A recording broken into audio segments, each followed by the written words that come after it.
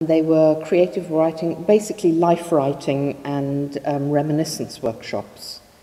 And we worked with a lot of different things, with objects, with photographs, with historical things they might have had in the family, medals or jewellery. We worked with memories of school, mentors that they'd had, covered a lot of different areas, the work they'd done and so forth. It was on childhood experiences. It was a variety of different subjects, and it focused you. You know, you're trying to write these things, and you remember them. It's there somewhere in the memory. Yeah. They really didn't want it to end. They wanted to go on with it. And in fact, one of the groups has continued to meet, and they've continued to write, and apparently they're producing really, really good work. We took the pieces of writing that had been done and decided to make an anthology, and I wasn't quite sure how to structure it. And then I thought it might be interesting to actually make it into a kind of workbook, so that anybody reading, instead of just reading other people's stories, could actually stop and think about the exercise that had brought those pieces up and think about their own life in that context. It surprised me, actually, when I saw it, how well it had come out. So yes, I think it's something to be proud of, really, and I think people do treasure it. The performance at the end of the course, I wasn't sure how that would go, because, you know, people were nervous about reading and we hadn't had a chance to have a proper practice. I'd done a little bit of voice work with them. All life is change. We own nothing. A poem, a story, a fable is dead until you have read it, heard it, and then, in the passing on, it lives.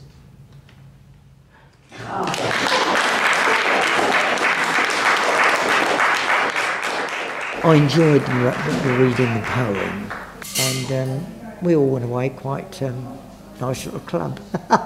Yes, I think it was a very valuable experience for everyone. It should really be part of everyone's experience when they're older. I mean, in many societies, older people do get a chance to tell their stories to people. You know, they're respected and their stories are honoured. But I think in our society, there's such a preoccupation with being young and beautiful that I think that people don't really appreciate how much there is to learn from older people.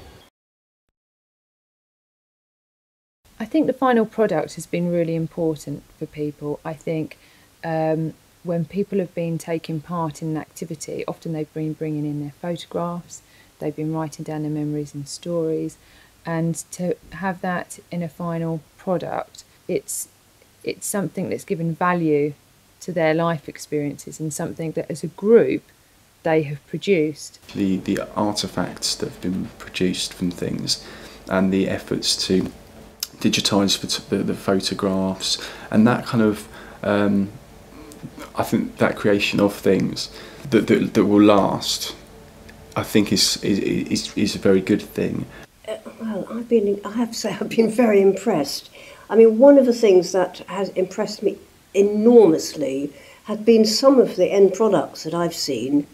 A tea service that was produced in Brighton, and the tea service had the cups and saucers and plates and a tablecloth, and quotes everywhere from what people had talked about. It was just beautiful. And then a scarecrow in Crawley, this was a group that talked about gardening and what gardening used to be like 40, 50 years ago. And the group, out of all that, they made this enormous scarecrow with bits of vegetable, carrots and the bits of fruit and straw, and it's brilliant. I'm sure that on an individual level, people considering their own past and sharing it with others can be a wonderful experience for them as an individual, and that's great. But I think by recording things and logging things, you're kind of also saying to that person that your experiences are important and are worth something, And it's not just about you sharing them, but it's about us capturing them and recording them, because they're worth so much. And that's, you know, that's actually, I think, adds a real validity to the work you're doing, you know.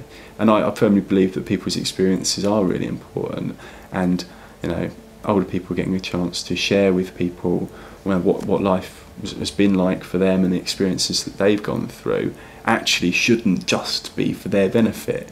You know, it should be for wider community benefit. And it's great that with this project, those artefacts, you know, now exist, and they will be, they will hopefully be an encouragement to other people to perhaps share their stories and perhaps talk about, you know, their past and things.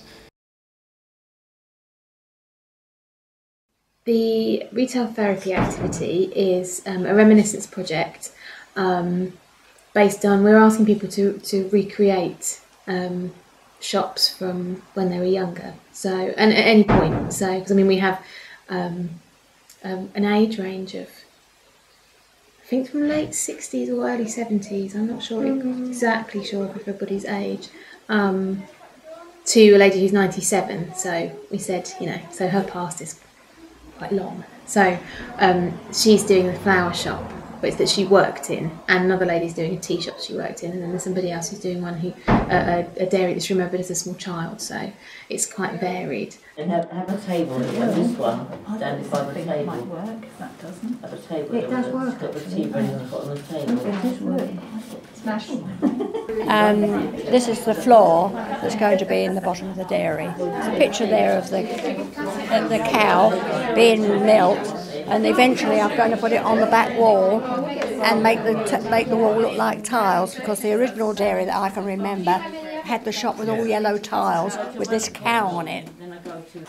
That's me there. Yes, there's a maple dairy. Yeah. Yeah. Well, I have it down. Could have been club split on the inside. You've got another like hole coming down. Right, and dirty white. She's very sophisticated. Let's see what we can do for you there, Alan. But they all seem to look out for each other, and there was to begin with, there was another lady who was here, and she I don't think she'd met anybody, but she would check on Hilda to make sure she was all right, because she's very hard of hearing and that sort of thing. And they just all chat, and it has become quite communal, I think. People have been bringing stuff in for each other's projects and stuff as well, and and taking care of each other. The atmosphere has definitely got livelier, and people have got more confident over the last few weeks. To begin with, it was like, oh, I don't know what I'm doing, but definitely it's becoming less like that. We're redundant now. The importance of the outing is to actually engage people in their heritage by accessing heritage sites.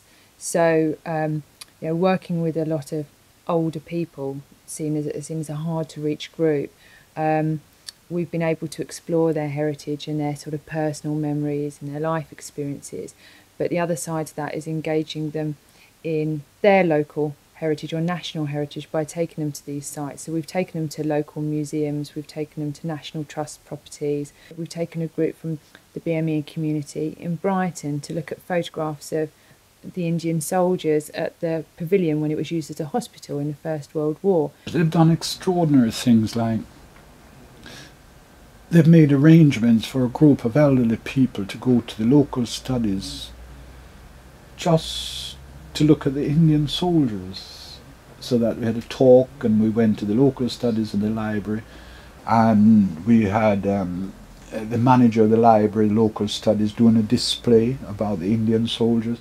And you've got to remember, all these people are BME people, black and minority ethnic people. So really what he was talking to them about, they have a direct reference. It's their parents and grandparents they're talking about. And a lot of these BME people didn't realise that much about what their grandparents or their parents did. They didn't realise they came up.